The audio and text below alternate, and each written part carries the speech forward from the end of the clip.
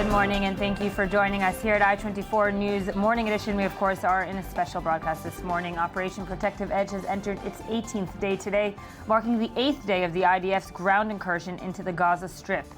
It was a relatively quiet night for residents of southern Israel overnight, but earlier this morning, code red sirens did sound in the Eshkol Regional Council. Yesterday, some 65 rockets were fired at Israel, including one at Eilat, which was shot down by the Iron Dome anti-missile system. Earlier yesterday, 15 or more Gazans were reported killed in a shelling at a UN school in Gaza that the IDF says may have been the result of an errant IDF shell fired during confrontations with Hamas or a Hamas rocket. The IDF says it is still investigating. On the diplomatic front, U.S. Secretary of State John Kerry has drafted a new ceasefire proposal and is awaiting a response from both sides. We're getting reports in from the Al Hayat news media that Hamas has accepted it. We will speak about this later in the program. Israel's Security Cabinet is expected also to meet later today to discuss the proposals for a Gaza ceasefire. Meanwhile, in the West Bank, 2 Palestinians were killed and dozens wounded during protests near the Kalandia checkpoint. Hamas has called for a third intifada in the West Bank, and the Palestinian Authority wants a day of rage after the 2 Palestinians were killed in the mass protest near Jerusalem, which was attended by over thousands. The Palestinian death toll in Gaza since Israel launched its operations surpassed the 800 mark, most of them since Israel entered Gaza a week ago. Israel military fatalities stand at 32 since the operation commenced. 134 soldiers are currently hospitalized due to wounds incurred in the fighting, and 1 soldier is missing. With me in studio this morning is our senior defense correspondent, Amir Oren. Thank you for joining us. Channel 2 Foreign Affairs editors, Amir Radnir. Thank you for joining us. And the former commander of the British forces in Afghanistan, Colonel Richard Kemp. Thank you, Colonel Kemp, for joining us. We're going to take a quick look at a summarize of the last week of ground incursion, of the IDF's ground incursion in Gaza Strip, and we'll take it from there. 8 days of ground operation in Gaza. 8 days during which the fighting moved to the very heart of the Gaza Strip, one of the most populated areas of Israel. The Israeli army is still active at sea and in the air, but it is on the ground that the fighting is the most difficult and the bloodiest. The first big battle of this conflict took place in Sajaiya, an area where Islamists dominate. Sajaiya is located in the northeastern edge of the Gaza Strip. No less than 120,000 Palestinians live there. As Hamas prevents them from escaping, they are Hamas's hostages. Hundreds of them have been killed or injured in the fighting or from the bombings. According to the IDF, the first days in Gaza were particularly deadly, mostly because of numerous ambushes. One of them cost the lives of 7 soldiers of the infantry unit Golani, and 6 others died in different skirmishes. Israeli soldiers described Sajaiya as hell. There are explosives, snipers, suicide bombers, and Palestinian combatants nestled among civilians. The Israeli Air Force can do little in such an area. An emerging epicenter of hostilities is the rehabilitation hospital of Jaffa, which has become the new Hamas headquarters in Sajaiya. Command posts, firing observation positions, tunnels, rocket launchers, Hamas's entire military apparatus is hidden in the hospital. Eventually, the Israeli army decided to bomb it. On Wednesday evening, before receiving the go-ahead from the Security Cabinet, Israeli tanks intensified the operation. Under artillery cover, several armored units pushed into Beit Hanun and Jabalia, 2 cities located in the extreme north of the Gaza Strip. Despite heavy losses on the ground, about 30 Israeli soldiers in a week, the Israeli Chief of Staff wants to go further. He wants the IDF to continue hitting Hamas, continue strangling it in order to decisively change the security situation in the south of Israel and in Gaza. Amir, so today is the 8th day of the ground incursion, and some are saying in Israel that the IDF is now does have the upper hand. Can we say this concretely, that yes, the IDF does have an upper hand, while of course diplomatic efforts are on its way forward? On the ground, the IDF is winning, but only by points. There has been no decision. And while your report said that Israel is now at the very heart of Gaza, a more accurate description would be that this is the offensive edge of Protective Edge. It's the edge of the urban area of Gaza. It's only a couple of kilometers from the Israeli border. And in Sajaiya, for instance, Hamas had only one of its 25 or 26 battalions. It was probably the best battalion they had, and the Israeli Defense Forces, the Golani Brigade, has bested it. It took quite a toll in human lives, but Israel has not decided to go into the core of Gaza City and its environs, because this will take many weeks and many casualties. This is not in the cards now. Although, though, of course, that we know that these tunnels have been around for a while, and another big point of criticism this morning, and we're hearing from many analysts over the media, is why didn't Israel combat them before, preemptively? And now, of course, while we're in there, many are saying this is the time to finish these tunnels and finish parts of the Hamas militant wing. Well, the criticism has to do with errors of omission as well as commission over the last 9 or 10 years. More recently, Israel did undertake a crash program to detect, map, and then find a way to destroy these tunnels. Now, obviously, if there was a way to create a barrier, an underground barrier on the Israeli side, there wouldn't have been any need to destroy these tunnels. They would have been worthless. But be it as it may, Israel is now in the process of destroying the 31 tunnels it has found. 11 have already been destroyed.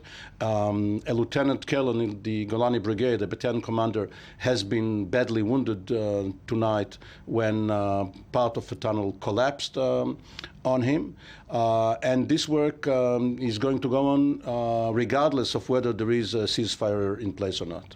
Colonel Kemp, I don't want to get you into Israeli politics. I don't want to get you have you comment if you can, though that would be great. The tunnel issue, of course, what we're hearing is that, yes, people knew, and Netanyahu was worried that it's going to come on his watch, and nobody really wanted to deal with it. That's part of the criticism that we are hearing this morning.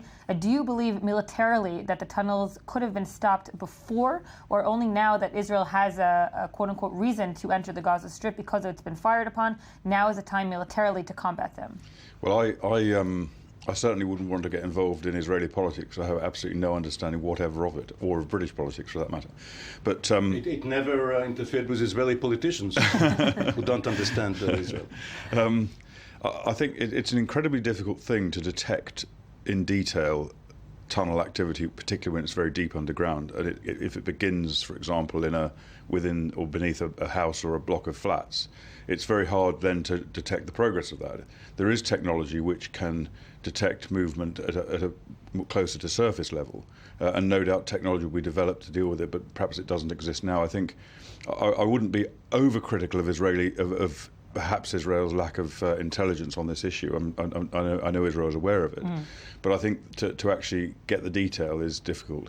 Now is the time. I mean, they couldn't have been dealt with properly, in my view, without an incursion like this. And of course, would it have been justified for Israel, or would it have been acceptable in world opinion, apart from anything else, for Israel to go in early and basically incur the kind of fighting that's taking place now without the justification of an intensive rocket barrage? May I add, this is a project for which you need a slave master. Not only a taskmaster, but a slave master of the sort Admiral Rickover was in the nuclear submarine program, or the late General Israel Tal in the Israeli tank program. And Israel has done the improbable, if not the impossible, earlier with the Dimona nuclear reactor and other projects. There was simply not enough attention from higher ups, and routine set in, bureaucracy battled within itself. Now it is certainly going to be a top priority project. But even if it is top priority, and you mentioned world opinion, yes, perhaps world opinion wouldn't have allowed Israel to proactively go into the Gaza Strip and combat these tunnels, but even now world opinion and world pressure from leaderships around the world are also giving Israel this timetable of maybe not quantifying it in days, but the pressure is on, meaning the tunnels will only get to a certain extent of being combated in some kind of military way. Well, it depends how great the pressure is. I'm not suggesting now that the pressure is immense to draw this operation to a conclusion. And it depends also how robust the Israeli government is in resisting international pressure. I mean, I think the IDF have sustained significant casualties now. there's got to be a significant reward, as it were, for those casualties. In other words, there's got to be a shift in the security situation in Gaza in order to justify those casualties and undoubtedly the casualties that we incurred as the operation proceeds.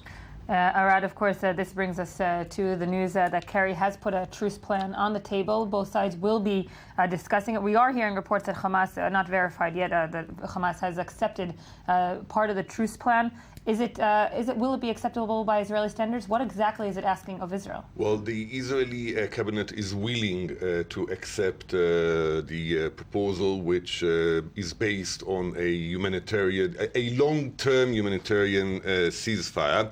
And rightly so, because it seems that Hamas is a bit detached from reality and they are willing to accept it under their conditions. I would say, Yael, that the backdraw or the phenomenon of this conflict, this time, or this operation, this war, I should call it, is that we don't have a diplomatic Iron Dome. There is no there are no functioning diplomatic channels between the sides. Mm-hmm. The Americans are not talking to Hamas. The Egyptians are talking to Hamas, but they don't, they don't want to discuss things with them. They want to dictate it on them. The Israelis obviously don't talk to Hamas. The Israelis talk to the Egyptians and to the Americans, but as we said, they don't discuss things with Hamas. The Americans are trying to use various channels to Hamas through the Qataris, which is, it's a functioning channel, but the Qataris do not impose anything on Hamas, and the Americans are trying to use the Turkish channel to Hamas. And again, the Turks are more of advocates of Hamas or the lawyers of Hamas rather than the ones that would convey a proper message from the Americans to Hamas. So no one is understanding anyone, and people are talking over the television, passing on messages, and there is no reliable, functioning, as I said earlier, political or diplomatic Iron Dome. Part of this problem of no channels of communications is a lack of trust, because if you have trust between adversaries who become interlocutors, then you can have secret undertakings. You can have side letters which are kept from the public for domestic political reasons. But the other side, let's say Khrushchev vis-a-vis Kennedy in the Cuban missile crisis, when Kennedy secretly promised to take his missiles out of Turkey, in return for the Soviets taking their missiles out of Cuba. But the U.S. public did not know about it. Between Israel and Hamas, or Egypt and Hamas, and the U.S. and Hamas, there is no such trust that following the public formula, there will also be secret undertakings. One more problem is that, within Israeli intelligence, there is a perception or understanding, you may name it as you want, that there is a lack of communication between Hamas or lack of understanding between Hamas in Gaza to the political wing of Hamas, which is Khaled Mashal, who eventually sits in Qatar and represents them. The general feeling amongst Israeli decision makers is that Hamas Gaza wants the truth, wants ceasefire, whereas the Hamas in Qatar, the political wing of Hamas, doesn't want it.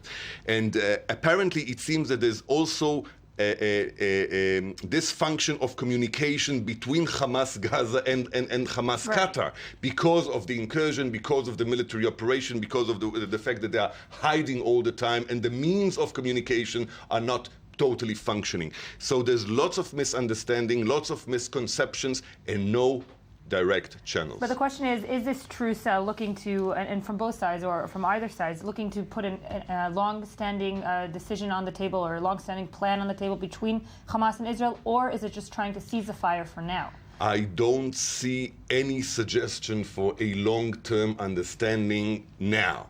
The idea is long-term humanitarian truth with discussions to come afterwards. Layer upon layer upon layer upon layer.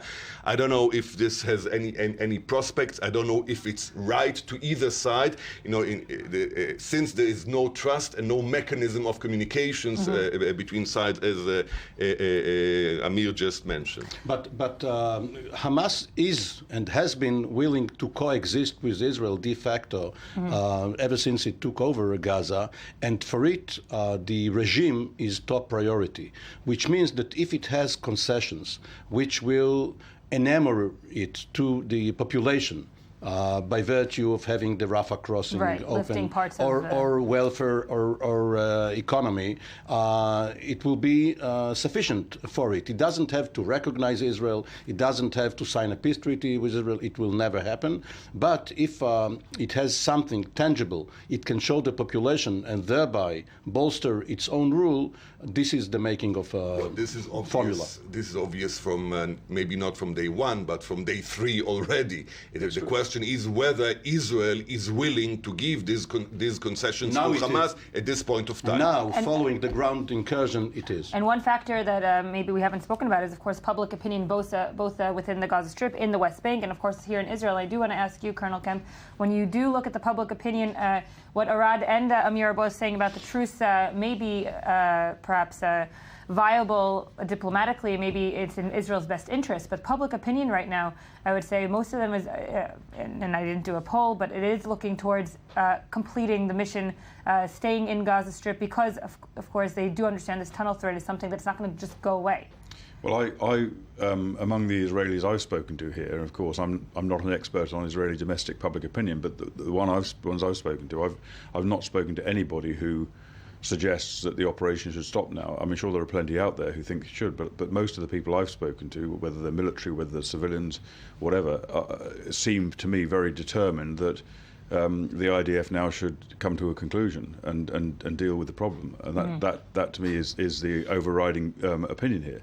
Internationally, I think the public opinion, as opposed to, let's say, diplomatic or political opinion, public opinion internationally is just getting increasingly anti-Israel. Right. It started off at a low point anyway, as it always does, but I think just every time there are photographs of dead babies on a slab in a mortuary, or there's boys on a beach, or a school getting shelled and rows of children laid out, no matter what Israel's doing and how it justifies it, that trumps every single thing and will continue to do so and get worse. But if we do compare it to your vast experience, one will say also in London there were protests on the streets against any kind of incursion into Afghanistan, yet it did continue. Ground troops and British troops in Afghanistan continue to operate despite the very much anti-war sentiment that was in the UK. I think that's true to an extent. I think Iraq was even more, there was even more resistance to what was going on in Iraq, but yes, you're right. The government, once committed, they couldn't sort of pull out and stop what they were doing just because of a few demonstrations. I think the anti-Israeli feeling around the world is far worse than the anti-war feeling against British operations in Afghanistan or in Iraq. And I think it's an interesting point that if you compare the extent of demonstration, for example, in London, to the extent of demonstrations against Syria, where 160,000 or more have been killed, there's no comparison. We've seen virtually no demonstrations against that. So it's not just against the violence. We've seen pictures of dead children from Syria as well. Right. It's not doesn't incite the same emotion, the same feeling. It's to do with Israel more, I think, than it is to people getting killed. Also, the position of the Prime Minister is not everlasting. In the British example, Margaret Thatcher could have based her policy both vis-à-vis the IRA and in the Falklands War on public opinion, but on the very eve of the Iraq War in 1990, she was toppled by her own party in favor of the grey John Major. Although that wasn't about the war itself. Of course, no. Right, yeah. But the fact that there was going to be a war was no barrier to her party toppling. Very true, yeah. We're going to get a quick update now from Merav Savir. Merav, you're our I-24 News correspondent. You're in Ashkelon this morning. It was a quiet night, relatively, of course, up until just a few minutes ago. Can you give us the latest? Yes, yeah, you used the word relatively, but as soon as we got to Ashkelon this morning, we did have a siren just about a half hour ago. We were in a protective area, so we couldn't hear the explosions and the boom specifically, but we were told that there was at least one interception above us. I heard you talking about public opinion just a couple minutes ago. Just from the days that we've spent down here with residents of the South, we gathered that they don't want this ceasefire. They don't want this to end because for them it's never really quiet. Even when there is a ceasefire for a year and a half, they get sirens and red alerts once a month, and they're ready for something to end this for good because they want that peace of mind as well. Mirav Sevilla, thank you for that. You, of course, will be updating us throughout the day. Amir? Well, Israelis of certain generations of veterans of various wars of attrition, there is always a sigh of relief when a war of attrition ends, regardless of whether people wanted to go on. But the wish that it will be the end of all conflicts once and for all is an illusion. It will not happen. There may be a respite. There probably will be a respite while both sides are recovering and waiting for the next round. But unfortunately, the residents of Ashkelon have not seen the end of it. Amir, I want to take you now to the West Bank, which according to IDF sources this morning, they're saying that's really the main focal point of what happened last night. It's not the Gaza Strip, it's what happened at the Kalandia checkpoint. 2 Palestinians killed, thousands protesting, and the day of rage has been called by Fatah and Hamas. Is this a new front for the IDF? Yes, single and short, this is not part of a dating service, but single and short is what the Israeli Defense Forces wish for themselves when they go on battle. They want it to be a single front of short duration, and they know that as it goes on and on, other fronts could join in the battle, especially the Palestinian front, which is divided into Gaza and the West Bank, and perhaps Arab Israelis and other refugees the region over. So what happened last night was that Fatah, rather than Hamas, led the demonstrations. There was gunfire, a Kalashnikov fire, out of the demonstrators. It wasn't a peaceful demonstration. And the Israeli troops shot back, killed 2 demonstrators. And because this ties in with religious activities, especially today, the very end of Ramadan, and on the eve of Eid al-Fitr, the Israeli authorities expect the West Bank to flare up today. This is almost certain. The question is, will it end tonight or tomorrow, or are we seeing the Third Intifada? And are we seeing the Third Intifada? There were the makings of the Third Intifada throughout last year. There have been false warnings, especially when the peace process collapsed last April. If the Gaza operation does not end, and this will of course weigh heavily on the cabinet's decision later today, we may see a 2-front Third Intifada. And there's no doubt that the Hamas leadership from Gaza is trying, to fan the fire in the West Bank as well, calling for the Third Intifada to emerge. I do want to get a reaction from you, Lieutenant Colonel Peter Lerner, the IDF spokesperson. Would it be safe to say that the West Bank instances last night at Kalandia maybe preceded what's going on now in the Gaza Strip? Was it the main focus point of the IDF last night?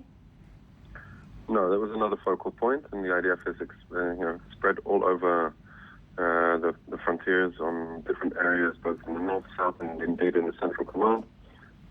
We have spoken about it over the last few weeks of the opportunity that there can be flare-ups in other positions, and indeed last night we saw something completely different that we have not seen in the past month or so, when the armed gunmen actually shot from behind the lines of demonstrators. This is something we haven't seen since the early 2000s. 2 Palestinians were killed in those clashes. Do you know anything about that circumstances, how they were killed? As I said, there was shots fired from behind demonstrators in Kalandia last night. So there is a grave escalation there, but and there was extensive stone throwing and Molotov cocktails, and the situation is extremely, I would say, fragile at the moment. Is the IDF assessing this as perhaps the start of a new intifada, as Hamas has been calling for it, and Fatah today, of course, a day of rage? I think it's a bit too early, just based on what happened last night, to determine if that is the new intifada. We will be following the situation, and we will take necessary steps in order to try and de-escalate the situation in the field. But indeed, it is a point of concern. We had senior commanders up front. We had senior decision makers on the ground. Indeed, when somebody comes out of a crowd with a gun at you, that is a huge challenge. And yes, it did have grave results in the end of the day. Lieutenant Colonel Lerner, thank you for joining us this morning. Amir, a diplomatic, By the way, it was not only Kalandia, which is adjacent to Jerusalem, but also Nablus and the Bethlehem area in Rachel's tomb, and many other areas, so it could really flare up. And the question is, can it be stopped? Is this a snowball that is going out of control, or can it be stopped diplomatically before, of course, it opens a new front for the IDF? Well, whom the prophecy was given to, it's too complicated to prophesize. The area is in, there's lots of flames and lots of petrol fumes in the air, so it will be very, very hard to predict where is it heading to. It needs a strong leadership on both sides, and it needs some plan, some horizon, political horizon, which unfortunately, with all the deliberations about this military operation in Gaza, there is no political horizon in sight. Netanyahu is leading a war machine at the moment, which apparently is doing its job, but he does not put any horizon and any political plan. I won't go into Clausewitz again. We've done this before, but there is no political horizon, and I think this is the backdrop of the situation, which can lead to further deterioration, if not now, maybe in days to come. Colonel Kemp, this would be perceived perhaps around the world as another front for Israel, or as the Palestinians say, the Palestinians in the West Bank are the same Palestinians in the Gaza Strip, and they're all united against Israel. How can Israel explain it to the world when it's being, of course, attacked from two different places? Well, Israel's in a very difficult position. As I mentioned earlier, it always starts from a very much a low point. I think it's very important that people understand the reality of what's happening, because I've little doubt that the international media, certainly in Britain, much of them will be reporting about 2 Palestinians killed. Right. I'd be surprised if there's much mention of the fact that there was gunfire from behind a crowd, which is something that we saw as a frequent activity in Northern Ireland during similar kind of disorder. I mean, I think the West Bank is very close to the problems that we encountered in Northern Ireland, both in terms of terrorist activity, and in particular what's going on now with public disorder, combined with very serious violence. Thank you, Colonel Kemp, for coming. Arad Nir, thank you. Amir Oren, thank you. We'll be back.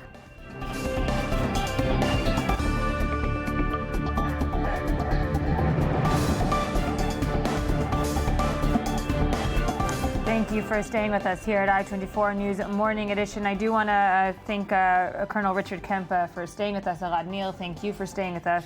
And Amir Oren, thank you. We're going to go take a quick look at a report looking at the Palestinian President Mahmoud Abbas and where he's been, of course, throughout this Operation Protective Edge. And, of course, here in Israel, they're eyeing him as perhaps one of the people, one of the leaders that can end the situation over at the ceasefire, at least. Let's take a look.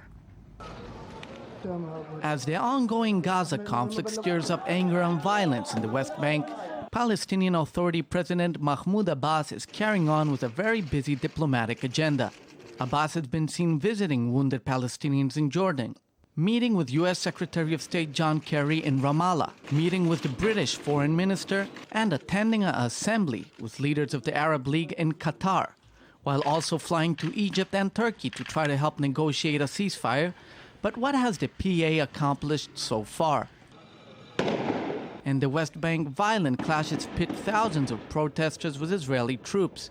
The expanding scale of the conflict in Gaza is mounting pressure on the Palestinian Authority. After the Battle of Shajaiya, Palestinian officials ordered 3 days of mourning for the dead, a step which some experts believe helps curb the fury of the Palestinian population towards their leadership. and helps Mahmoud Abbas retain credibility when faced with popular anger over the rising death toll in Gaza. Abbas is now seeking for a more central position in the diplomatic push to end the war. But the Qatar-based Hamas leader Khalid Mashal continues to reject the Egyptian ceasefire proposal, which he's advancing. Everybody wants us to quickly accept a ceasefire. To them we say, and then what? They answer, then you can negotiate your demands. We have always rejected this method, this principle. We have rejected it from the beginning, and we reject it today, Wednesday, July 23rd, and we will reject it in the future. Mistrust between Netanyahu and Abbas is a reality, yet the channels of communication between them remain open. One of the ideas that has emerged from the talks is that the Gaza-Egypt border restrictions could be eased on conditions that the Gazan side of the border would be controlled by Fatah, not Hamas. But after being violently kicked out of Gaza in 2007, it is not certain if Abbas wishes to step there again. Arad, of course, we've been speaking since the beginning of the operation of Mahmoud Abbas as the Palestinian president's status within the Israeli leadership. The Israeli leadership has understood maybe from the beginning that he does need to be strengthened. But after last night and today's expected day of rage, will that be changing the perception within the Israeli security cabinet? Too little, too late. And it's very unfortunate because within the last 48 hours, the messages that come from the Israeli political arena is that they suddenly realize that Abbas is part of the solution and not part of the problem. Because we were dealing earlier because the lack of channels, he can still be a channel of negotiation. Again, he cannot impose anything on anybody, but he is a sort of maybe pseudo-reliable channel of communication with the other side. Nonetheless, this could be avoided, so much loss of life on both sides. And, Netanyahu broke the peace process earlier because of this reconciliation government that he that he formed, and maybe it would have been much better to use this reconciliation government earlier and to use it as a leverage to dismantle Hamas, to demilitarize certain aspects of its military capabilities, etc. Well, but this is not even for historians, but this is science fiction now. It's just good for the books, and apparently there's no other solution in sight, no other political solution, and Hamas is the only means that is being left. Again, I've seen various wars before in Israel, and I can only remind you of the first Lebanon war, in which Israel tried to make a new order in Lebanon. Regime change, really. Regime change, new order, new kings, new presidents, etc., etc. It all collapsed. We remained there for years and years and years with ceasefires and that came one after the other, and eventually we unilaterally withdrew from there in a humiliating manner. We did unilaterally withdraw from Gaza already. So I hope that someone is learning the lessons from Lebanon and is not trying to impose a new regime. I have my own ideas regarding this. Maybe we can get to this later. Abu Mazen is on record as being against terror and violence. He stands out in the Palestinian community. However, because Fatah was behind the violence tonight, nobody is yet saying that much like Yasser Arafat 14 years ago, giving a green light or turning a blind eye towards Fatah starting demonstrations there. It would be good for Abu Mazen to be connected with what is happening in the West Bank, because this means that he has taken part in fighting along what is happening in Gaza, even if in a symbolic way, so he will have the stature to sign a ceasefire. But can he be held responsible for last night? He will not be held responsible. But he can be held responsible for stopping the violence. Yes, he will be held responsible, but not accountable. So he will get some credit. But it's really really strange because Israelis consider themselves experts on Arab affairs and particularly Palestinian affairs. And at the working level, you do have some expertise in what the British and others now call human terrain.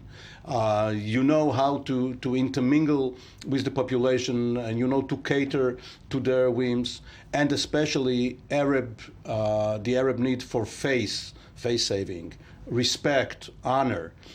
Strangely enough, when you go up to the political echelon, they lose it. They don't understand that Abu Mazen must have some respect, that Netanyahu must hold him in high regard publicly in order to give him the equivalent stature and not look down on him. So hopefully this will change and Abu Mazen will be seen as a co-equal. But he also has, of course, his constituency, if you will. He can be a co-equal only as thus far if the West Bank doesn't fire up. Of course, this is first and foremost what every politician looks for, his constituency. And if he doesn't feel that he can bring them good enough concessions, you know, in the Palestinian world and in the Arab world, if you get a 98% deal, 98% of what you wished for, it means that you gave up on 2% and you're a traitor. So it must be seen as if he has gotten 100% of his wishes, even in a sort of a swap. Colonel Kam, can we make a very loose, of course, I'm not going to attempt to compare the two analogies to your experience, where you have to strengthen certain leaders despite the fact that maybe on the ground the fighting is still happening? Well, I think that's, I mean, there's a similarity, I suppose, to a very limited degree in what's been happening in Afghanistan. And there you've got, I mean, there's been a serious attempt by the British and the Americans, as well as the Afghan government, President Karzai, to engage with the Taliban.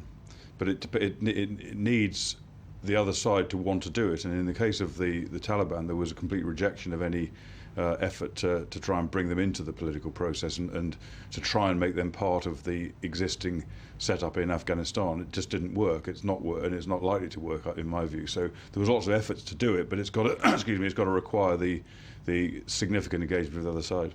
The audience worldwide hears of Al-Qaeda, which is why the US and the UK and others went into Afghanistan.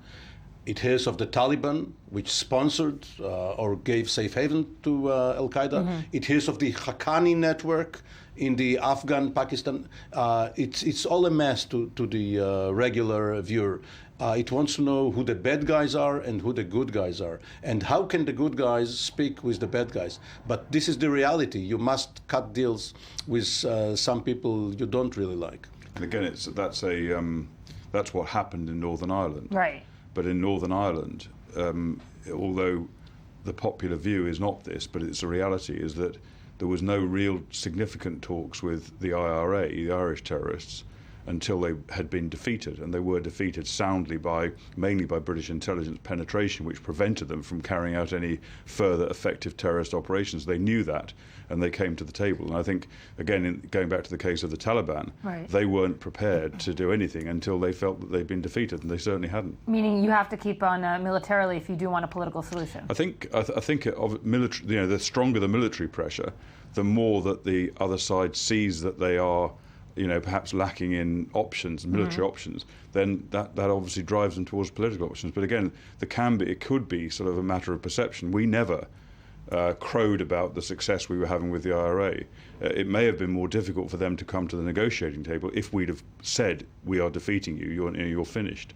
We didn't do that. We sort of treated them as though they were still active and effective combatants, which they weren't by that stage. Arad, would you agree? Obviously, comparing IRA and Hamas, different ideologies, different tactics and so forth. Perhaps Israel doesn't have that luxury of, trying to defeat an enemy and also bring them to the negotiating table. Well, it's quite different because, here we have territorial dispute. We have a terrorist organization who is actually a governing entity.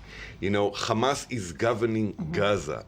I think this can be, and this is my own personal opinion, this can and maybe even should be part of the solution, not part of the problem. When I talk about a political prospect, about political horizon, I would expect somebody to offer something to them.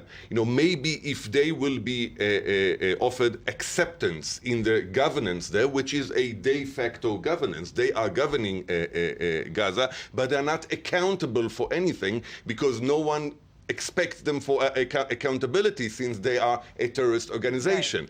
Right. And as Amir said earlier, they are willing to accept the fact that we are here for a certain amount of time. So maybe this should be part of the solution. Okay, defeat them on the battleground and now make them accountable for their governance for a certain amount of time. You don't have to accept Hamas. They don't have to accept us, but you can acknowledge that they are there, we are here, and they have responsibilities as a governing entity, responsibility and accountability. And this should, I think, be part of the solution, bearing in mind the complications of this region. It's very true. The point you make is right. And although I agree that the Northern Ireland situation is very, very different in so many ways, but again, one of the reasons why there was success in the peace talks there, and it wasn't complete success, there is not quiet in Northern Ireland today. There's still large numbers of terrorist attacks and plans to attack. Right. But nevertheless, the IRA were offered some very significant concessions and some very significant opportunities. If there hadn't been, it would not have developed the way it had. But I would suggest that if we compare the Palestinian community to the Irish one, Hamas is the provisional IRA. You have already a deal between Israel and Fatah, which was the IRA, and you still have the diehards. But one similarity between Afghanistan and Gaza is that we want to go home. We are not there we are there only for the duration. Right. However, it's a question of endurance. The guerrillas or the terrorists are going to wait you out. If you are going to occupy the place, you start paying the costs of occupation, which are borne by your population, your domestic population, with the political ramifications too. Which is why doing it by standoff weapons from the air is usually the most cost-effective way. The problem is that then it's only one round and you go back to it after a while.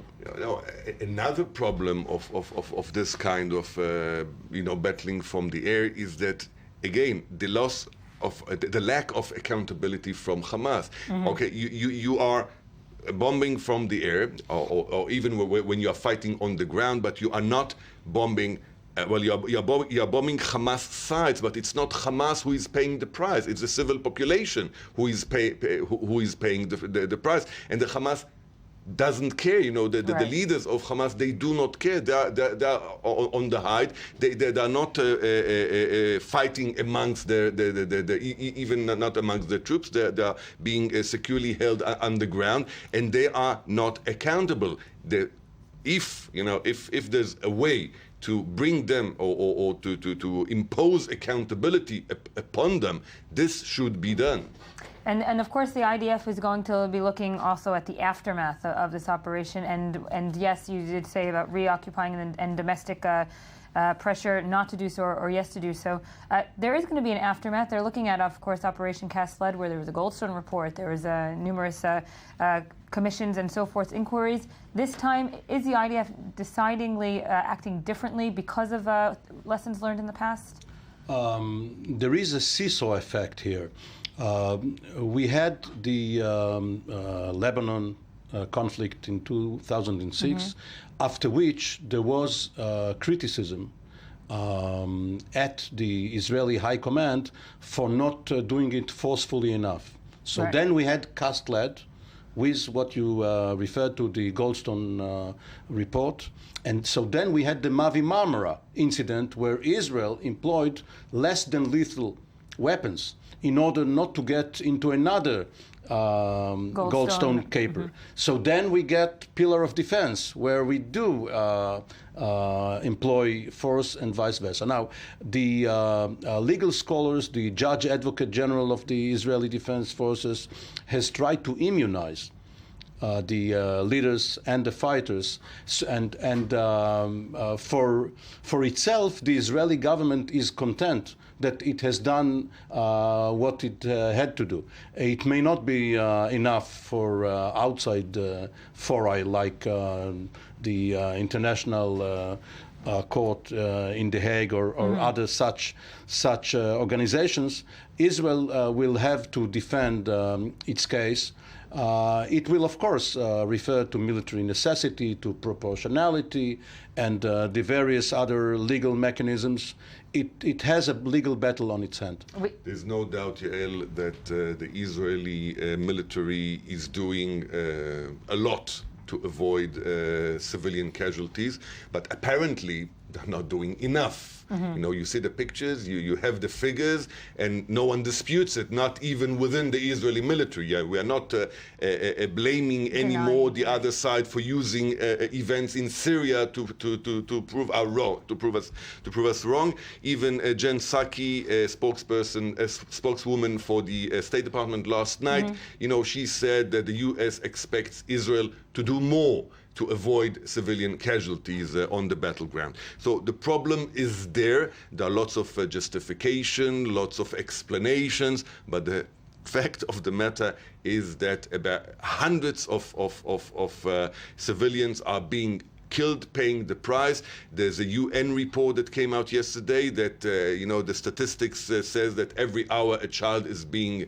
killed in Gaza, and this is no good for no one, and this should be stopped ASAP. And the UN Security Council. One thing I would say is that you hear people like the United States, the United Kingdom saying Israel must do more. You had a Liberal Demirel member of parliament that spoke out, of course. Absolutely, and many people are saying that. I mean, perhaps most Even people. Philip Hammond said it yesterday. Of course he did, yes. And what is it that they must do? I mean, these people come up with statements like that, but where are their suggestions for what more Israel should do? Now, it's disgraceful, the amount of people getting killed. Absolutely horrific and shocking. I wouldn't in any way question it. I've seen babies killed by shrapnel, and I know how horrific it is in the flesh. But what is it that Israel should do? I'm not aware of any additional methods that Israel could take to reduce civilian deaths. I've personally been involved in this type of operation for many years. I can't think of anything they could do. Now, the only thing they can do, I suspect, is to do far less militarily, and I'm assuming, and I don't know, I'm not on the decision making, I'm assuming that they are taking the action that they think necessary to stop the rocket attacks and also to protect their troops on the ground in the Gaza Strip. There is a distinction between the killing fields in Gaza and the damage, the real estate damage. Israel has a very strict protocol according to which a certain target is incriminated. One must have very good intelligence. It must be looked at by the lawyers. The commander on the ground verifies it, and only if all the boxes are checked, a target is being attacked. Nevertheless, many houses were turned into strongholds. When you see houses leveled from the air or by artillery, it usually means, for instance, in Shajaya, that they were turned into strongholds by Hamas. The residents had to flee before the battle, and Hamas battled Golani brigade from these houses. So not every building you see damaged in Gaza had residents in it and was a civilian target when it was hit. At the UNRWA place last night, it was probably an errant mortar shell. Now, a mortar shell means that it was close combat. It wasn't shelled from the Israeli side of the border. Israeli troops had to defend themselves. They probably shot several shots, and one of them statistically fell at the wrong place and unfortunately killed civilians. Right. The Israelis are talking. Sorry, go ahead, please. No, you are the guest. Thank you very much. You're too kind. I was just going to say that when you're fighting among a civilian population like this, unfortunately, it's inevitable there will be errors. A lot of people seem to talk about sort of clinical military operations. There's no such thing. Everything that can go wrong very often does go wrong. And somebody who's initiating a fire mission on an enemy target, perfectly lawful, legitimate and necessary, and something happens with the sight mechanism on the mortar or whatever, Right. it gets slewed off. Perhaps it's coming under fire from the enemy, even possibly. This is hypothesis, and it shears off, and you have a real tragedy like happened in that school. So this is not at all surprising. It's awful, but it's the reality. Thank you for saying this, and I'll take it from Yeah. here. And I think that part of this immunization protocol that the Israelis are talking about vis-a-vis legal advisors and intelligence, etc., I think again that a political plan would be part of this immunization, should be part of this immunization protocol, because if we could prove the world that we are aiming somewhere, that that we are really fighting terrorists, and these civilians are just happen to be there, and we made everything to avoid hitting them, and we are aiming at something, not just as a war for war. It would help a lot in this immunization process. Right. Unfortunately, this part of the regime, of the protocol, is not there. But the problem is that eventually you may be acquitted. You probably will be acquitted. But the very need to defend yourself, to make a case, is an unnecessary burden for Israel. And of course, though, Arad, I want to take you up on that point. Inevitably, Israelis, the leadership, of course, will say we're anyway going to be accused of war crimes. And we've heard it in the rhetoric in the last few days from Israeli leaders, accusing Hamas of war crimes, kind of trying to stop the ball from going to their court and saying, look, this is the war crimes jargon. It can be used against you right back. Well, even if we have a plan, and even if we're doing everything to avoid civilian casualties, the world will still scream war crime. See, there's no doubt that Hamas is doing war crimes as well. Right. Even Navi Pillay, who is the head of the UN Human Rights Committee, in her speech, she spoke about crimes conducted by the Hamas regime, bombarding Israeli civilians. Yet she stated that the fact that they are conducting war crimes does not justify Right. Israel to conduct war crimes in order to avoid them from conducting war crimes. When it eventually came to the resolution of the organization, the Hamas part was omitted somehow. They disappeared from the resolution. We must remember that Israel is considered, and rightly so, and thanks God for this, Israel is the stronger part of this equation. Israel has the power, Israel has the means, whereas the other side is quite rudimentary. It can cause local harm, it can cause lots of pain, but it's very, very punctual. It's not general. The world perception is that Israel is the giant in this conflict, and this is why the burden of proof, understandably so, is on Israel and not on Hamas. Well, Colonel Kemp can testify to that. Regular militaries fight according to the Geneva Conventions or the law of land warfare, and they wear uniforms, they carry their arms openly, they do not fight from within civilian communities. Terrorist or guerrilla organizations, They don't abide by the same rules. So in a way, the existence of Hamas is a war crime in and by itself. But One thing I would say, sorry if we've got time, but Yeah. is that I agree with Amir that it's an unnecessary burden on Israel to justify itself and defend itself legally. But I do think one thing I would advise it to do, and it may well be doing it anyway, is to as things proceed now, is to keep very, very careful and close records in order to produce its own account of what's happening. Now, I would hope Israel would not in any way participate in the UN Human Rights Council investigation. That should be rejected entirely. But nevertheless, Israel needs to be in a position to rebut the inevitable allegations and proof that the Council will provide of war. This is a very important point because we have to break. I'm sorry, but thank you for this panel. He did. Thank you. We'll be back.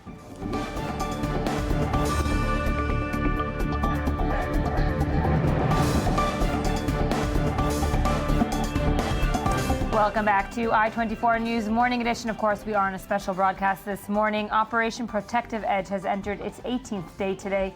It's marking the 8th day of the IDF's ground incursion into the Gaza Strip. It was a relatively quiet night for residents of southern Israel overnight, but early this morning, code red sirens sounded in the Eshkol Regional Council and over Ashkelon. Yesterday, some 65 rockets were fired at Israel, including one at the southern city of Eilat, which was shot down by the Iron Dome anti-missile system.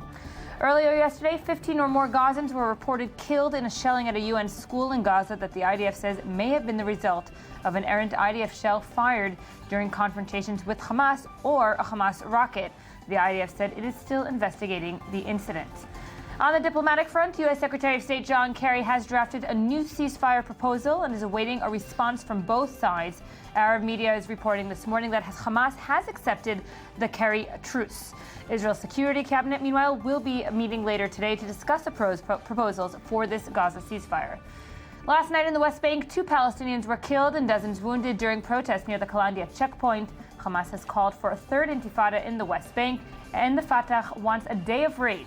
The 2 Palestinians were killed in the mass protest near Jerusalem, which was attended by over 10,000 protesters.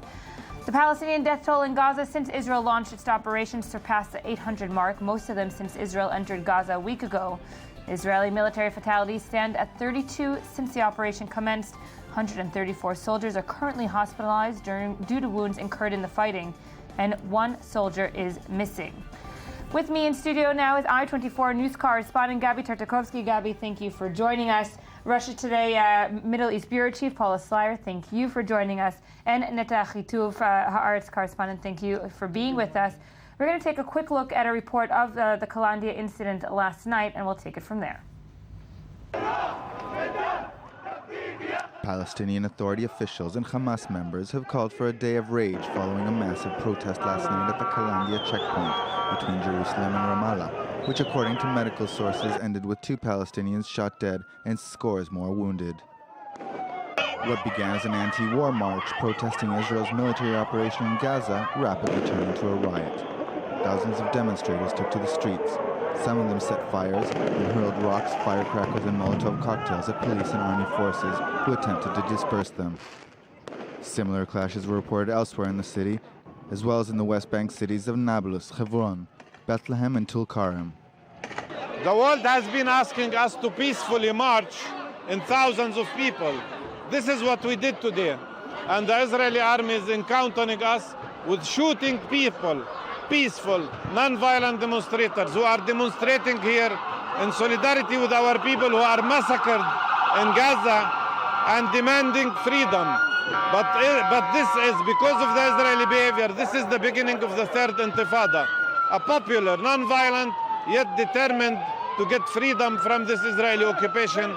In response to the violence, Israel beefed up security presence and put forces on high alert Friday morning, limiting entrance to prayers at the Temple Mount on what marks the last Friday of the holy month of Ramadan. And with me now in studio is Gabi Tartakovsky. Of course, that headline will be circulating around the day, especially since we're hearing that today will be a day of rage that was called by also by Fatah and Hamas. You have headlines from around the world regarding the conflict. Obviously, some will be pinpointing now at the West Bank. Yes, but first off, the focus remains with the fighting in Gaza. The Guardian reports that Israel bans the radio advert listing the names of children in Gaza who were killed. The Israeli Broadcasting Authority banned a radio advertisement by B'Tselem. It's a human rights organization established in 1989, the very first period of the first Intifada. Right. It describes itself as the Israeli Information Center for Human Rights in the occupied territories. And the radio ad is titled, "The Children in Gaza Have Names." It's a very short radio advert simply listing some of the names of the children and their age while they were killed. The Israeli Broadcasting Authority claims this is a politically controversial advert, declined to air it.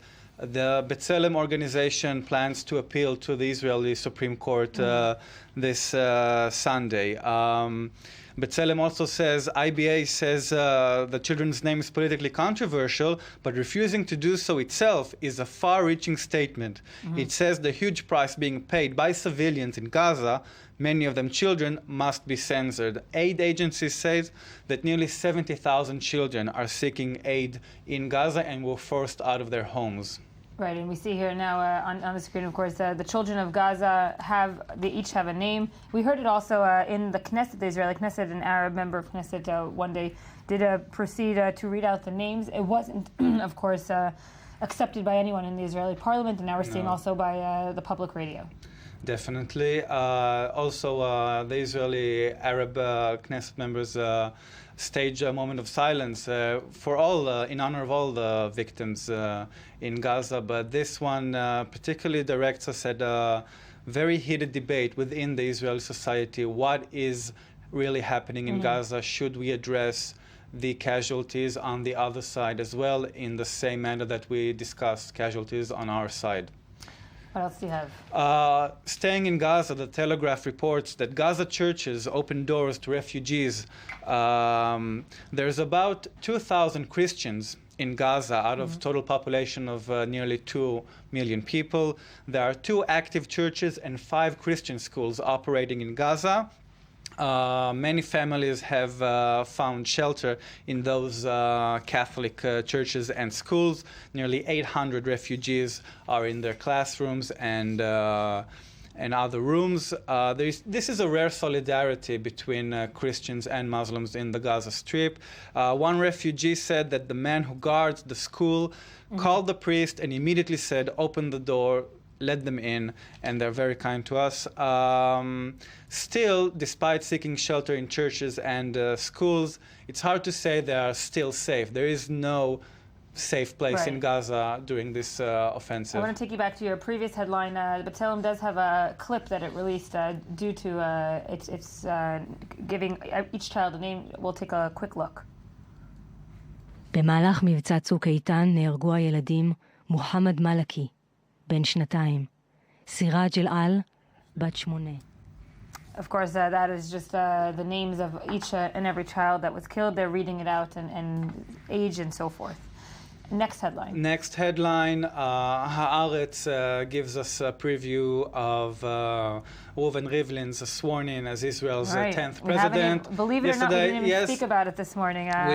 Well, now it's about time. Yeah. Israeli politics do go on. But this inauguration is still shadowed by the current operation. Right. There was no traditional cocktail party. The Guard of Honor was reduced from its traditional size.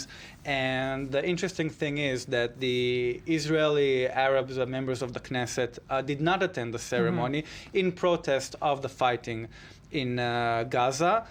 From the Arab parties. There were, I think, members of Knesset from Meretz and so forth that, of course, are Arab. And also interesting is that during the speech of Rivlin, there were rocket attacks still being fired at the Israeli south, despite it was a very almost surreal kind of sense. We're swearing in a new president, while, of course, there's a complete, full-fledged operation happening. And President-elect Rivlin addressed the issue, and he said that under no circumstances should the transfer of office be postponed. Were we to do this, we would be playing to the hands of those who wish to disrupt our lives.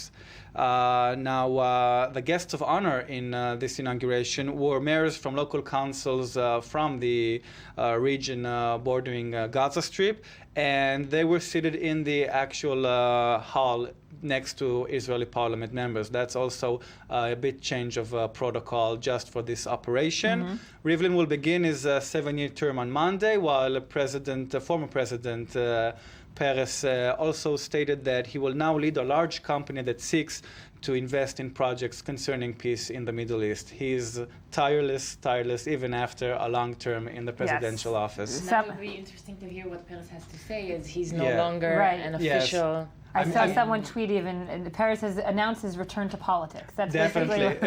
His official return. His official return. I've heard an interview with him where he was saying, "I admit I'm not planning to be the next prime minister," and everybody was laughing. Yes, we'll see about that. That was in the Haaretz peace conference. Yes, exactly. I remember that. Yeah. And I'm sure he has some kind words to say about Netanyahu, and we'll see the criticism. Yeah, it will be really interesting emerging soon to hear him in the next couple of months. Indeed. Gavi, before we continue, I want to get a quick update from our I-24 news reporter, Mirav Seville. Mirav, you're on the Israeli-Gaza border this morning. What can you tell us?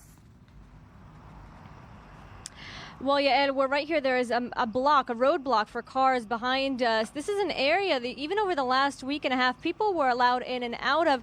Now they're enlarging the area where it's a closed military zone. This is because of the tunnels that they continue to find that are coming into these areas. All the kibbutzim, the towns along the border, they're finding more and more. The IDF did release this graphic showing exactly where the tunnels are going. Not only tunnels that hide weapons, but tunnels where militants can come out of. So this area is it's being enlarged as a military zone where people can't enter.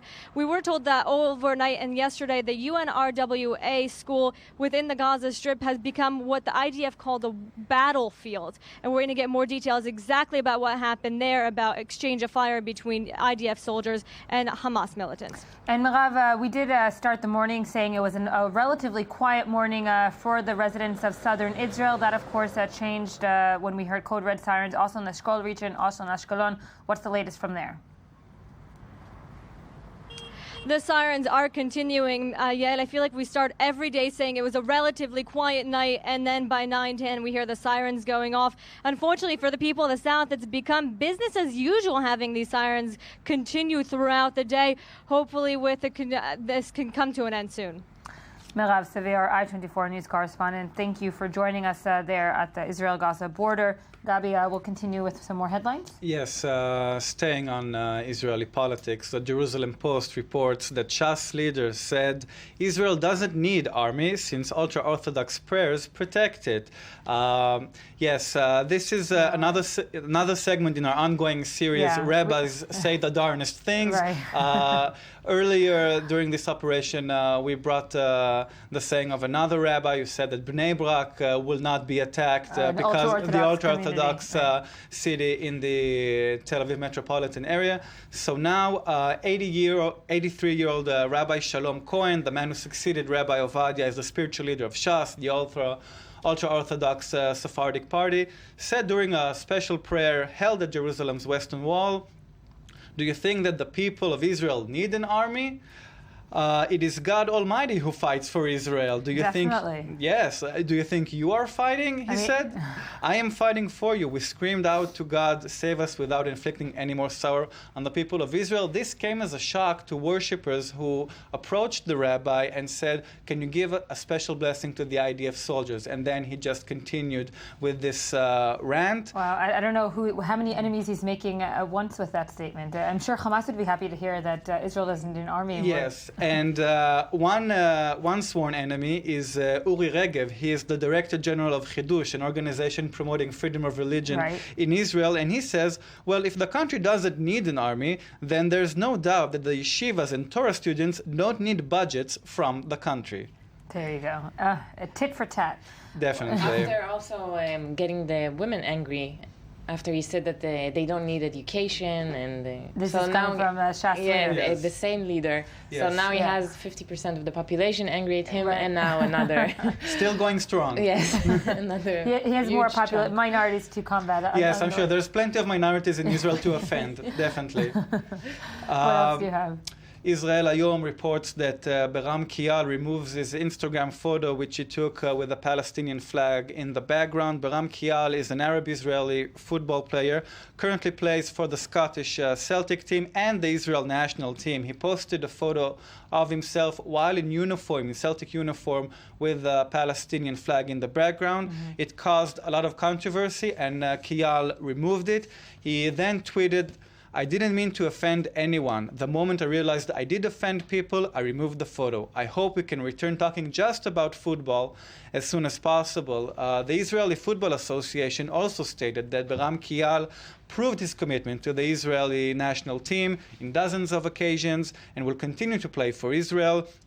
He didn't attribute any political meaning to this photo, and once he realized some people might be offended, he removed the photo. Interestingly enough, another Celtic teammate and and an Israeli player as well, Nir Biton, recently posted on his Instagram account a prayer for the IDF soldiers, and many of the Celtic fan base were outraged. He then removed the photo and posted an additional photo claiming that he wants world peace, and there was a very nice image of the world in need. And you have to understand that football is always a politically charged area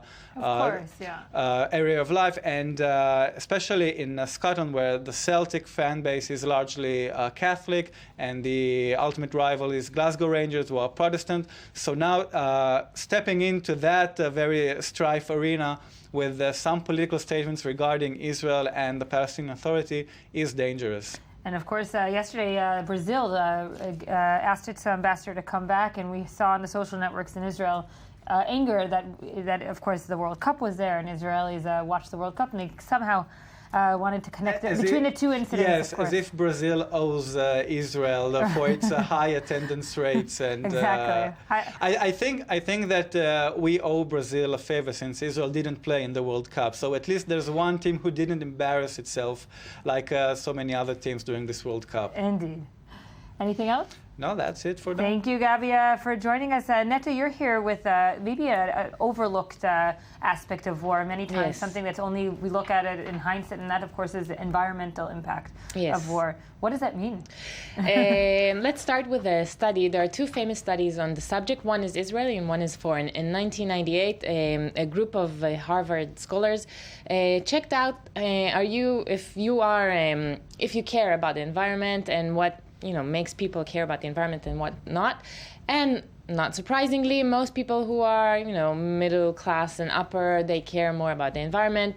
Once you start struggling for your salary, for your food, for your family, you care less about the environment. And then 10 years later, an Israeli group of scholars from the Tel Aviv University did something similar, but instead of a social economic state, they asked about your concern about safety, about being in a war zone. And they asked many Israelis how much do they care about the environment. They said a lot. And then when they asked them in a new questionnaire to state which is the worst concern for their lives, and they said security, of course, and the environment wasn't even there. So once you have the fire around you, or you're in a state of danger, you don't care about the environment. And this is let's start with this in mind. And wars are the worst thing that could happen to the environment. Really the worst, more than anything else, more than development, more than anything we can think of. Let's just see the couple of weeks we're in this offensive in Gaza. We lost lives, homes, fuel, land, agriculture, domestic animals, farm animals, water, and specifically here we have the tunnels issue. They are really dangerous for the ecosystem. Earth can collapse. They really change the whole ecosystem there and the whole tectonic stability. And it's something obviously that nobody is speaking about now, because, as you said, people are worried for their own safety. You would. If you tell Are there someone, groups talking about it? Not really. You can talk about it when it's many years or many decades, let's say, afterwards. People talk today about the worst environmental war is Vietnam, and we can talk about it today because it's a long time ago, and also because the U.S. is involved, and the U.S. they're really into ecological research. Yes, these days. So there, the U.S. Army had this. It's called Agent Orange, and it was a herbicide that they put all over. They really ruined lots of vegetation, animals. There are numbers. For example, there were 170 species of birds in Vietnam. Today, there are only 24. And today, still, this is really a long-term thing. There were 55 species of mammals. Today, there are only 5 in the forest of Vietnam. This was really the worst war because also it was a long one. And these are things that we're seeing today, decades after, right? Yes, decades after, yeah. Another really bad war is the Rwanda, the genocide that was there. There were 2 million refugees. So those refugees went all over the place. Congo, they used, unfortunately, they used natural resources. There was a huge deforestation process there. They went and started hunting animals, because they were hungry. This was a really bad consequences for the environment. And another very famous one is the Gulf War, where there was the worst oil spill in history. If you remember the cormorants, the birds, this was like the symbol of it. Iraqi soldiers did the soil erosion. This is also a very scorched earth techniques. This is very common in wars. So Iraq was very good at it, and they spilled lots of oil in the Gulf and in the Kuwait. Yeah. So this is the symbol of this war, and it's a very famous one. And of course, we have the World War I and World War II, which its impacts we can see still today. Yes. Because a chemical weapon is really, really, really bad for many, many decades afterwards. There are lung cancers and many other water problems. Water problems, yeah. Landmines is also a really terrible thing that stays there after the war is over. And physically, also for humans, and also, of course, for any kind of animals. Yes. And a really interesting fact is that the U.S. Defense Department uses the highest rate of oil per, the size of it. So gas for their fuel, for their tanks, airplanes. Also, in Israel, there are many, many airstrikes. The most of it is airstrikes. Think of the fuel that is needed just for one flight, of course. Yeah. But also in Israel, you mentioned the tunnels as obviously this is something that's very particular to Operation Protective Edge. But if you look at the other wars and operations Israel had to deal with, for instance, Lebanon, the Lebanese border between Israel and the northern border of Israel. Do we know any specific environmental problems there? Because that is a very environmental-rich system. Yeah, very, very rich. It's a very special also ecosystem because it's a kind of a forest with, if you think of the picture. It's everything. Yes. It's a swamp and a forest. Exactly, and there is a special earth there also. I think now it's a bit recuperating. Yeah, recuperating. But still, there was a lot of damage there. Even regular artillery, just your common gun, it leaves after it metal and oil and landmines. Also, it's something we also noticed a couple of years ago in the Golan Heights. Right. So it's bad. In real time, you say, of course, no one really wants to talk about the environment, but at the same time, one will say, but the environment is something that's very big on the world agenda. Is this changing? Yes. Well, now, no one will talk about it, but still, maybe no one will talk about it now. Okay. But maybe we can let's say about the Israeli-Gaza war. But maybe we can talk about it in a year, in 2 years, and not wait 20 years as happened in the Vietnam War. There is an interesting, it's from the opposite point of view, but there's an interesting initiative of this woman. She's an environmentalist lawyer, and she's trying to make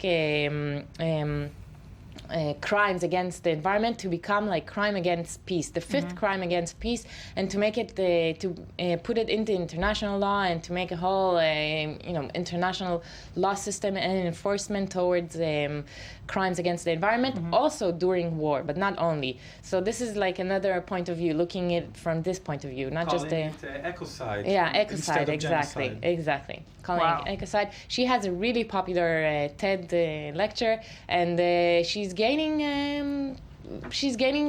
people, meaning in one favor day it can of be her. tried in the court. Yes.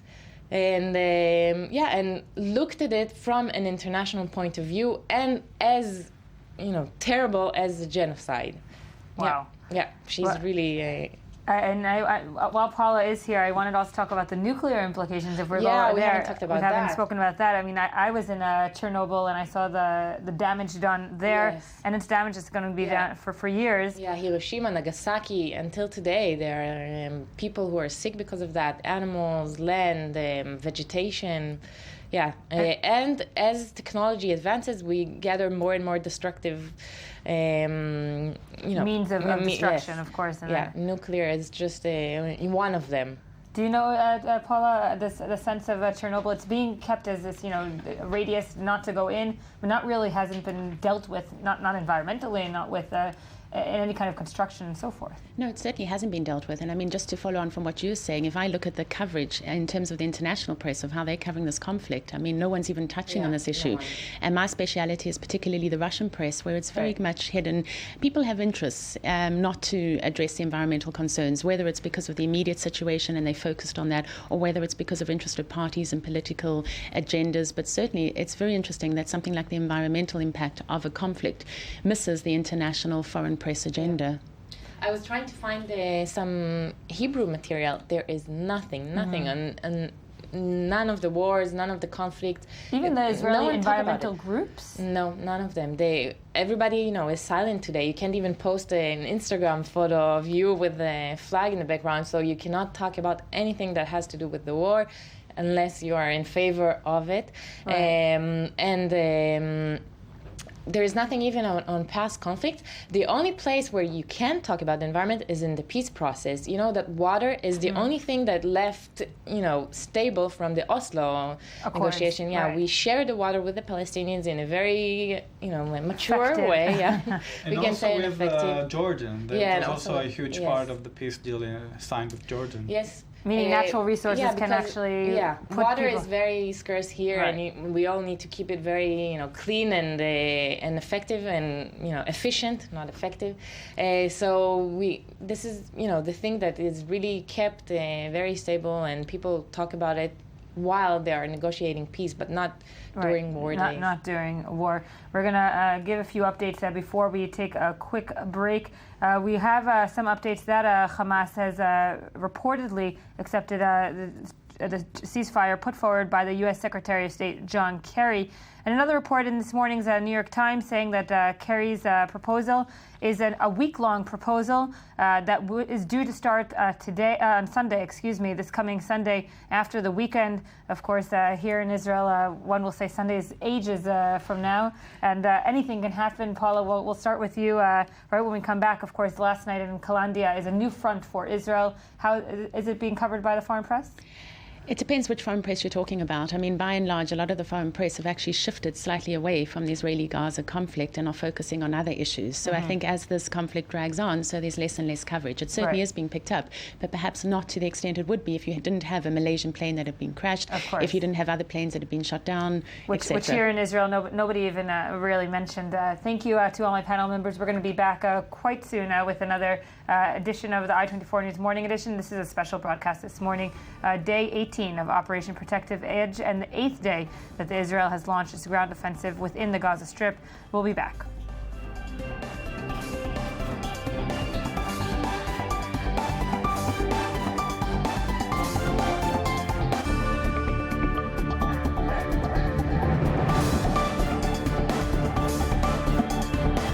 Thank you for staying with us here at I-24 News Morning Edition. Special broadcast this morning. Still with me is Haaretz journalist and foreign affairs editor Netta Chituv. Thank you for being with us. And the Middle East bureau chief of Russia Today, Paula Slyer. Paula, thank you for joining us. We're looking, of course, at the Operation Protective Edge, and to do it comparatively, we look at the media analysis and how the foreign media has looked at other operations in the Gaza Strip. And one will say, it's always on the spectrum of how critical is the media.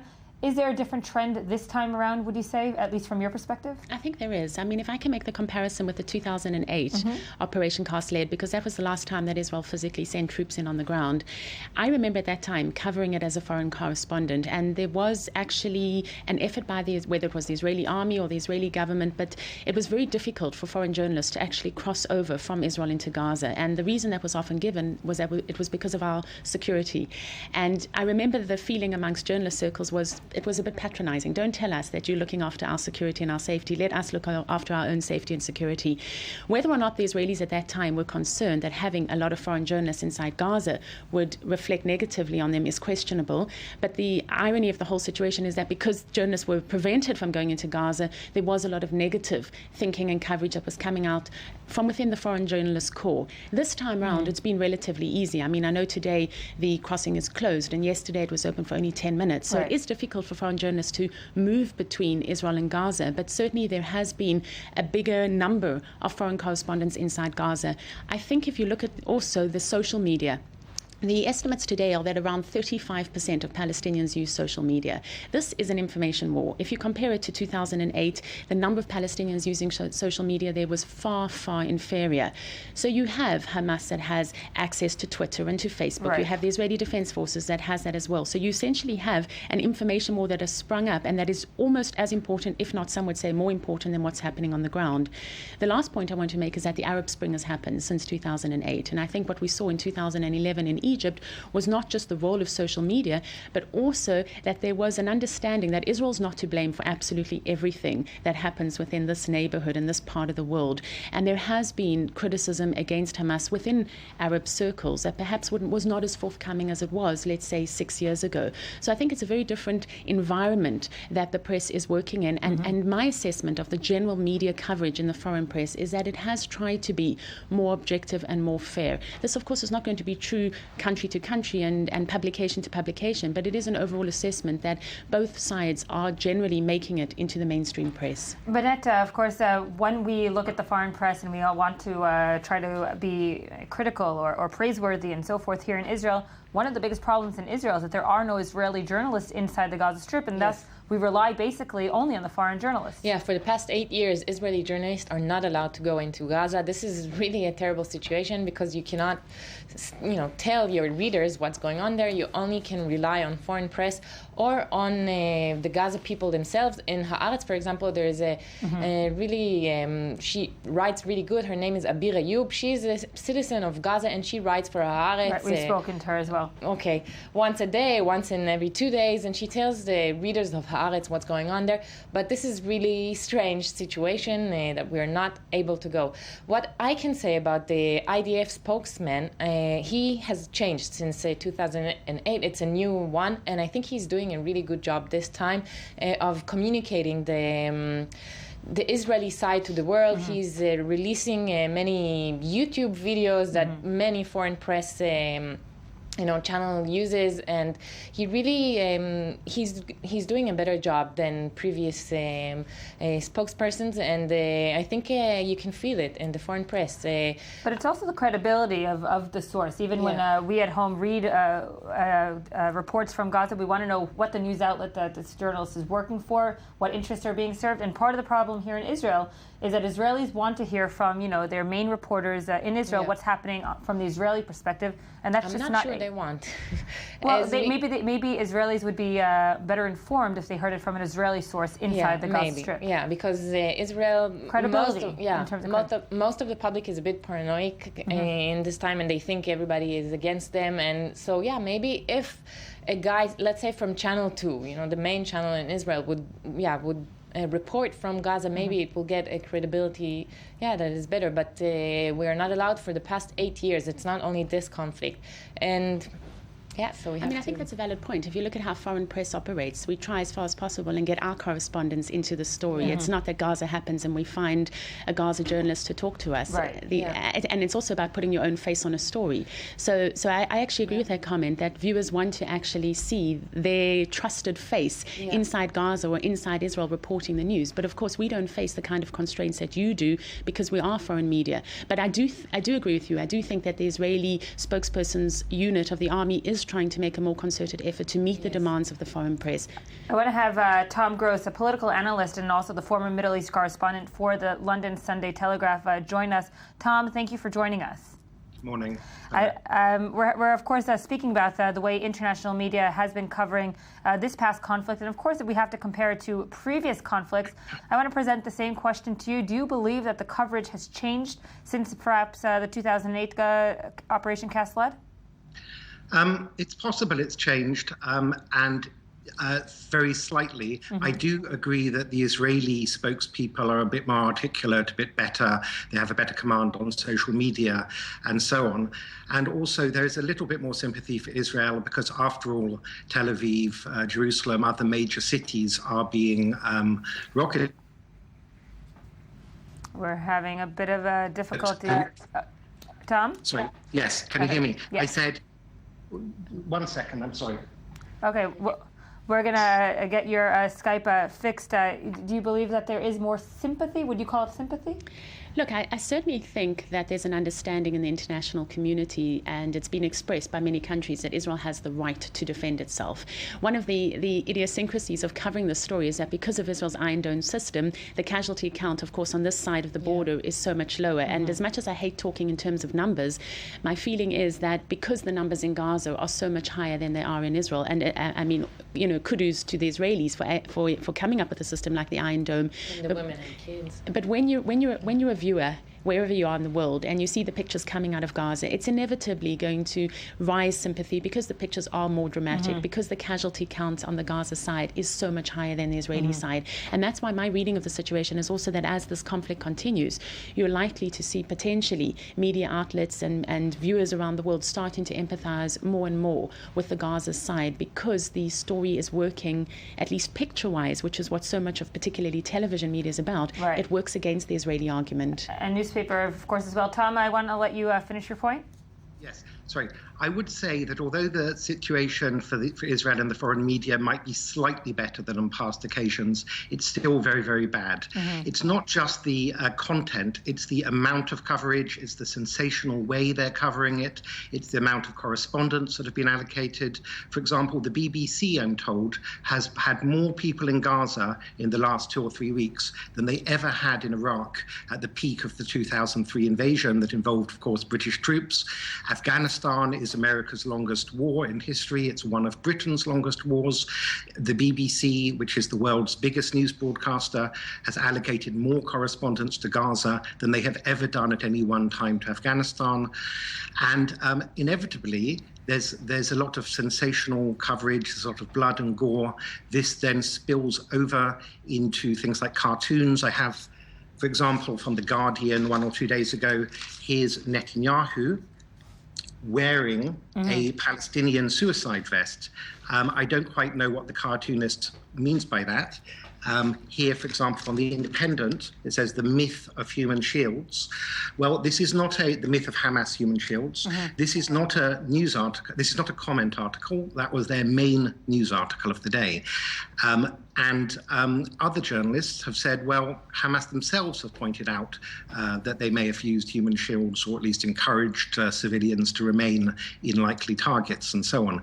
So there is an inordinate amount of coverage. It's often hysterical. And as a consequence, we see hysterical questions asked in Parliament, for example, in Britain, or demonstrators on the streets and so on. So, of course, journalists should do their job, but I don't know where, as a news value, they think that, 4 of the 7 foreign pages should be dominated by this one topic. And why would you say that the media is covering it in this certain way as you've described? Is there a reason behind it? Is there a motive behind it? Well, I'd say there's several motives. I'll start with the most controversial, and I'm very, very reluctant to say this, but I think there is a degree of anti-Semitism, often subconscious, by many people in Europe. It's a kind of getting over our Holocaust guilt phenomena, where if they can portray Israel to be behaving in an almost Nazi-like way, which is why they use terms like concentration camp about Gaza or genocide or so on, it will make them feel better for any lapses other European nations may have in not participating, collaborating, and so on. So I think there's anti-Semitism as an element. Another element is it's just easier, in spite of the airline ban the other day, it's much easier to fly into Ben Gurion Airport than it is into Damascus Airport. They also don't care very much about how can I put it, non-white people killing non-white people, whether in the Middle East or sub-Saharan Africa. It's more news when a Western nation is supposedly responsible for mass slaughter. However, the question is, why do they undercover Afghanistan? France, for example, is continuing to kill in large numbers people in Mali, in the Ivory Coast, and in the Central African Republic. Why is this not of interest? I mean, France is a nuclear power like Israel. It's a member of the UN Security Council. It's one of the main countries in Europe. what judgment is there that Gaza is, less deaths in Gaza are considered more newsworthy than more deaths at the hand of the French in the Central African Republic. And I think there's a degree of prejudice. And I say this reluctantly because I don't like to think of colleagues of mine who I've worked with in the British media as being prejudiced. And I'm sure they would be horrified to think of themselves as prejudiced. But that is the conclusion I think one inevitably has to reach. If Israel was not a Jewish state, there would not be such a kind of hysterical reaction to what's happening in Gaza. Netta, would you say that within the Israeli media there is this more of a spectrum of self-criticism, or perhaps in times of wars we do see most of the news media outlets getting one side of the conflict, not trying to really look at the Gaza side? And here and there we do see some media outlets, ours of course is one of them, as being more of the self-critical piece of information. I must say it's really scary what's going on in the Israeli media these days. You're really not allowed to say anything that criticizes the war or that mentions the casualties on the other side. And the censorship is not the army, it's not the media itself, it's the public. You're really there is zero tolerance to anything that is. Has that changed, or was that always a factor? It became really, really extreme in this war. I see, the Israeli news every night, and only at 9 they start at 7 because it's a special edition, and only at 9:30, which is 2 hours and a half afterwards, there is one piece of 4 minutes about what's going on in Gaza, and it's very, very minor to the rest. And it's only after all the soldiers, the casualties, their story have been told and everything, and only then you can see some footage from Reuters or AFP or the other. And why is that? It's hard to put your finger on why the Israeli public has become so maybe united against certain self-criticism, because Israel always prided itself, of course, on the pluralist democracy of media and the many media outlets that it has that was always self-critical of the government and so forth. Yeah, I think Israel, the public needs it's not very self-secured. They need this security, and they think that if you will criticize this offensive, then you will maybe harm the morale of the army, or you will. And they think you should totally support the moral army. And there's a thing about the Israeli society, they are striving to be very homogeneous. There isn't very pluralistic thinking, as if, like in the US, for example, people have to be really in one line here. This is from ages now. I think because many people came from all over the world, and they being Jewish is what, put us together. Right. So I think this is it. And the society has become really, really right-wing and not able to see the other side. I think the main thing that has to do with it is the occupation. It's really, really hard for the Israeli public to understand that we are occupying, and there is the consequences to that, and that we control the lives of other people. And this is why it's very hard for them to see that. And also Hamas, we have to admit it's a terrible terror organization. They are really bad in all means to their own people and to us. And people tend to see things in black and white. They can't see complex reality. And this offensive is, of course, more complex than just the good people fighting the bad terror organization. Indeed. I do want to just update our viewers right now. We're getting reports that the IDF, this is according to reports within the Palestinians, that the IDF has struck the house of the spokesperson of the Islamic Jihad. We will be updating you as much as we can once the information gets in. Tom, I do want to let you respond to the question posed here in studio. Yes, as someone who's lived and worked as a journalist in Israel, the United States, and Great Britain, of course, every country, the population tends to rally round their government and army in a time of war. If I could make a comparison, though, Israel is far more pluralistic, there's far more criticism, and there's far more knowledge than there was, for example, in the British or American press. For example, there have been wedding parties bombed in Afghanistan with about 130 people killed. It got a single line on about page 15 or something of the New York Times.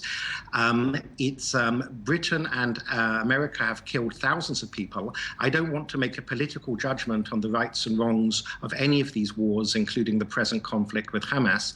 I'm simply stating that it's, of course, any country's media is going to be slightly partial to themselves. But I think that sometimes people in Israel, especially on the left, are not aware just how pluralistic Israel is in comparison.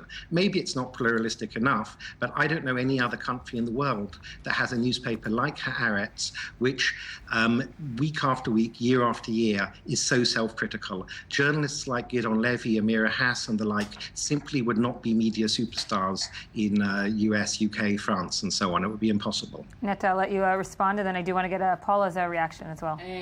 Haaretz is under attack for the past 18 days. It's really, when you read the comments at the end of articles, yesterday when I was in Haaretz offices, there was a phone call to the producer there, threatening to kill her, Gidon Levy, and all the rest of you there. We are really we feel under attack. There is no. We feel that the right-wing person who goes crazy can put a bomb there or something, and Gidon Levy is being with a security guy 24 hours. Maybe we're more pluralistic than other countries, but I think we have a long way to go until the ideal pluralism state. We're just going to get a quick update now from our I-24 news correspondent, Mirav Seville. Mirav, you're on the Israeli-Gaza border this morning. You're standing by there. What's the latest?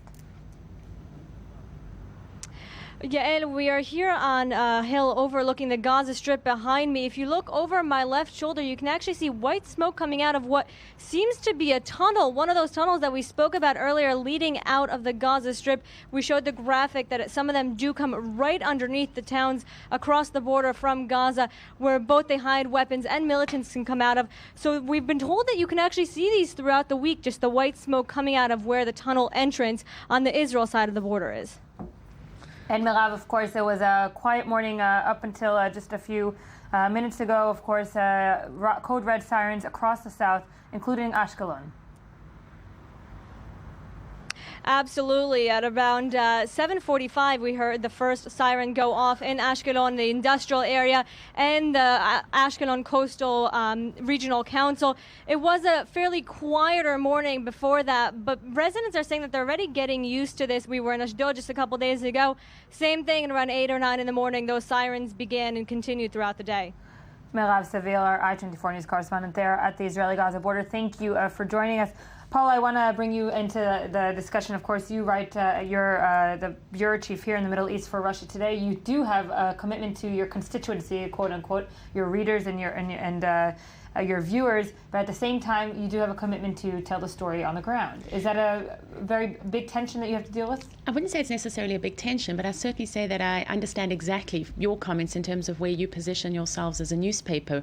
I think, firstly, the Israel-Gaza story, of course, is not the main story in the Russian press, and it's not the main story for Russia Today, RT, by any stretch of the imagination. In a half-an-hour bulletin, we may be covering this conflict with about 2 minutes.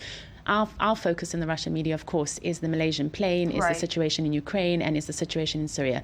So firstly, media operates in terms of providing to the public what the public is interested in. But there's also that challenge in terms of, do you give the public what they're interested in, or do you give the public and try to persuade them, if you like, in inverted commas, to think in a certain kind of way? And we have a very particular challenge at RT. The Russian media is trying to be as impartial as possible. Most of the Russian media gets its guidelines from the Kremlin and reflects the view of the Kremlin. And the Kremlin on this issue has been pretty objective. They understand and they have strong relationships with Israel, and they have strong relationships that date back to the Soviet time with the Palestinian world. Putin even offered to be a mediator, right? Putin offered on Wednesday. He phoned the Israeli Prime Minister and said that if the situation continues to escalate, we'll see a complete deterioration within the region. We'll also see an increase in the number of people who've been killed, and he is willing to mediate, as you say. Russia's position is a two-state solution, but not supporting armed attacks against Israel. The challenge we face in RT is, while trying to reflect this very balanced coverage, we speak to an audience that traditionally is quite anti-West. So we get a lot of criticisms from our viewers in the same way that you do. How can we be giving so much coverage to Israel and it continues to degrade Israel in the most strongest terms. So I think all journalists face, number one, we have to talk to our home public, and number two, we have to talk to our constituencies. And certainly we're not being threatened with our lives because of the Israel-Gaza conflict, but we have been threatened, and I have been threatened because of our coverage in Ukraine. So it's very much what is the story, and then the public feels if you're betraying them, in inverted commas, on that story, that they have a right to kind of push you on that issue. And I want to put in another factor that perhaps has changed since other operations, and have both of you comment. Social media has become maybe, as taking the place of the traditional media, also newspapers, also TV, even the web editions of both each of your outlets. And sometimes people are getting their information from Facebook posts and stopping it at there. Where can the international media have a place when of course, we're getting WhatsApp messages of what's happening on the ground? I mean, social media is the most fantastic and the most dangerous thing to have happened. For me, it was covering the Egyptian revolution, as I mentioned earlier, in 2011, where it was almost the Twitter revolution. And we were constantly getting tweets, and you want to be foremost in terms of giving the news, but at the same time, you want to check your sources. We were always trained to check at least two sources, who tended to be Associated Press and Reuters, and only if they reported it did you go with the story. The problem is, because there's so much competition out there today, you want to be first with the news. And what you raise is a huge discussion that happens in journalist circles, is what is a journalist today if everybody can take an Instagram, everybody can tweet, everybody can use their cell phone and for photographs. And the challenge for us, who are actually professional journalists, I think still maintains checking our sources in terms of social media. But it becomes more and more difficult to authenticate sources. But on the other hand, we get incredible access to footage, particularly footage that we wouldn't have if we didn't have this kind of social media at our access. Tom, I want to let you also respond. Of course, the increase of social media. I agree with what you've just said, but there's still journalist prejudices coming into play. I'll give you an example. In Syria, it's been very difficult for journalists to get access.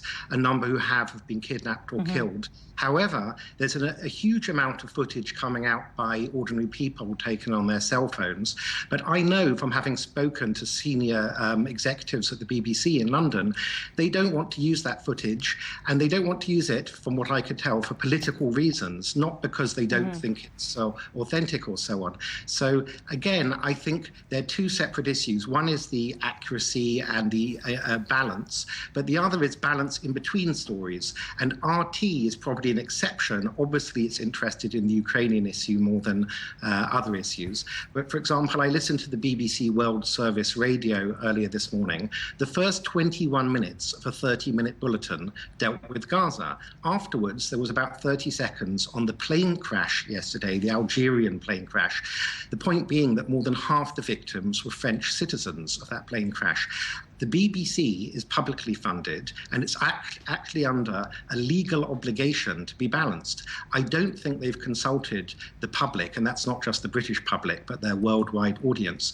Do the public want more than 2/3 of their world news broadcast just about Gaza? Is it more important than the fact that in Mosul in Iraq yesterday, ISIS have ordered female genital mutilation on all women? There are no Christians left in Mosul. It's a 2 million people city, so that's bigger than Gaza. More people have been killed in Mosul, and it's probably strategically a bigger threat to the West. ISIS now control about 1/3 of Syrian territory and so on. Remember that the Western taxpayer has put a lot of resources into Iraq in the last 10, 15 years. Where is the judgment that the ordinary person in London should be interested 1,000 times more in Gaza than it is in Iraq? I mean, I think it's a prejudice of the BBC and other media in deciding that. Tom Gross, thank you for joining us there in London. Paula, I want to thank you also for coming in studio, and Netta, thank you. That ends our broadcast here at I-24 News Morning Edition. This was, of course, a special broadcast. We will be updating you throughout the weekend on more from Operation Protective Edge. As we said, 2 rockets have been fired over the southern region of Israel this morning after a relatively quiet night. We will be having more headlines in just a moment.